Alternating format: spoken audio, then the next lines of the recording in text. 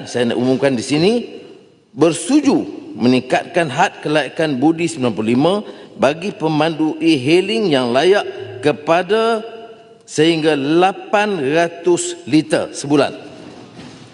Ya. Maknanya 5,000 kilometer. Ya. 5,000 kilometer tertakluk kepada syarat perjalanan yang ditetapkan. Pada masa yang sama, kerajaan turut bersetuju supaya taksi lapangan terbang turut disenaraikan sebagai kenderaan yang layak menerima petrol RON 95 bersubsidi di bawah skim kawalan petrol bersubsidi SKPS. Alhamdulillah, setelah 1 bulan pelaksanaan, kita lihat kejayaan membanggakan.